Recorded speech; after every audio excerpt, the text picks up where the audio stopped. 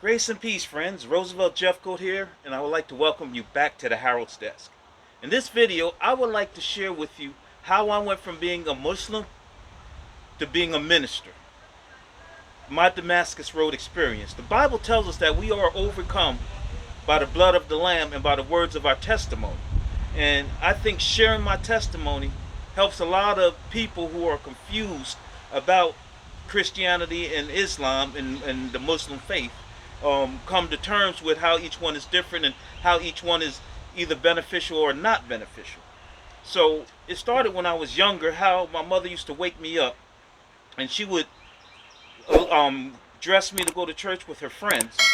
And that's where I got my first taste of the Christian religion. And we would go back and forth to church. It's something I really loved to do as a child. And the ironic thing was that I was the only child in the house that my mother would wake up and dress and go to have me go to church. And I think back now, and the Bible tells us that God knows the plans that He has for us, plans to prosper and to give us a hope. It also tells us that our steps are ordered by God. So all that time, I never knew why God would choose me out of the 6 kids in the house to go to church. Well, let's fast forward to my early teens when a close family member introduced me to the Muslim faith. And from there I became a 5% Muslim. And I stayed a 5% Muslim until I was about the age of 16, 17, almost 18 years old. And then I transformed to another part of the Muslim faith. And the reason why I did that is because there was still a seed in me. See, like I said, at an early age, I was already going to church. So that seed was already planted in me. The Bible says that I, Paul, planteth, Apollo watereth, and God gives the increase. So that seed was already planted in me. Now I was in the watering process. And what I found was that in this sect of the Muslim faith that I went to, they actually believed in Jesus Christ.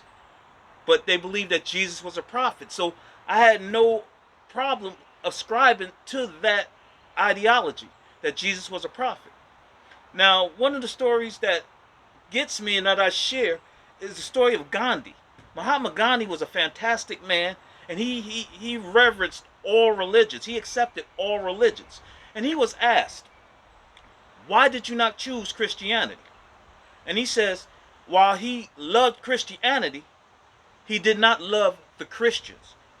There was something that happened to him, and it reminds me of myself, that made me feel the same way that Gandhi did all those years of being a Muslim. And it was Gandhi actually went to a church one Sunday. He wanted to visit a church.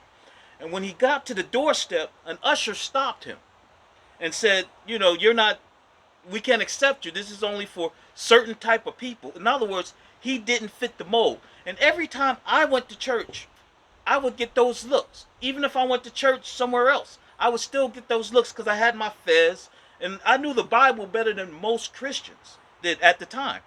And I just felt so uncomfortable by the looks.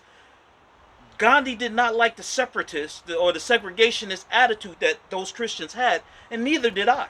So I set off to prove Christians wrong, to see how much knowledge they had, and see if I can trip them up, because I would see them act one way in church and another way in the streets, and I couldn't subscribe to that. As a Muslim, I made prayer. I did everything I can to be an honorable Muslim. But you know what, friends? The one thing that wasn't there was that as I made prayers, nothing was happening. But on my Damascus Road experience, I had a little, no, it wasn't little, I'll be honest with you. I'll tell the truth and shame the devil. I had a big situation that happened to me, which cost me a lot of money, and it could have killed some people. And I ended up having to go to court. Now, my driver's license is my livelihood. And I put that in jeopardy because of not thinking clearly, not doing what I was supposed to do, which was to be a good husband to my wife. So I had to go to court, and I'm a numbers person. I had to go to court 3 different times because of this situation. The first time I went to court, I pleaded guilty to the charges, and the judge would not accept my guilty plea. I was floored by it. He would not accept my guilty plea. He said, you don't understand the gravity of what you're about to do. So He said, I'm going to reschedule this and I want you to think about it. I came back again, ready to accept the guilty plea again. This time, the police officer and a couple of other witnesses for the prosecutor didn't show up. Well, the judge postponed it again. Went back the third time. Once again, we had issues. The judge asked for the roll, and then after the roll, he asked, was anybody not called? And I just happened to be the one that was not called. So I stood up and said, Your Honor, I am not on the docket. I have a letter. I'm supposed to be here today. I'm not on the docket. He looked me up. Then he called the prosecutor over. The prosecutor took me in the hallway and said, I want to make a plea deal with you. And what he did, Saints, was he lowered the most serious charges that I had facing me. Now, let me rewind. Before I went to court that morning, I prayed. I pulled the car over and I prayed. I was actually on my way to court. I pulled the car over and I prayed to God. I said, God, and these are my exact words, God, if this man Jesus, supposed to be your son, is who he proclaims to be, who everybody says he is, get me out of this. I take responsibility for everything I did. But please, don't let this harm my family. My wife was pregnant, very pregnant with my son. And like I said, I was at stake of losing my driver's license, which was my livelihood. I did not know what I was going to do. This could have been really, really catastrophic for my family. So I got to court. I got this blessing. The prosecutor said, I will drop all the serious charges and I will charge you with this. And if you fight it, we'll go to trial, and I will make sure that the judge throws the book at you. He didn't have to say all of that because I was already in agreement. I knew what that was. That was God. That was God blessing me and answering my prayer. I forgot to mention that in that prayer I said, if you get me out of this, if you take care of this, I will serve you with all my heart, mind, and soul. Well, saints, I walked away with almost a slap on the wrist. Literally, for what I was up against, I walked away with almost a slap on the wrist. Well, I'm here to tell you that God has jokes. Because the last part of that prayer, like I said, was, I will serve you with all my heart, all my mind, and all my soul. That next weekend, that very following, that Sunday, because this was during the week, that Sunday, that next Sunday that I went to church, the pastor called me and two other of the of my friends to his office.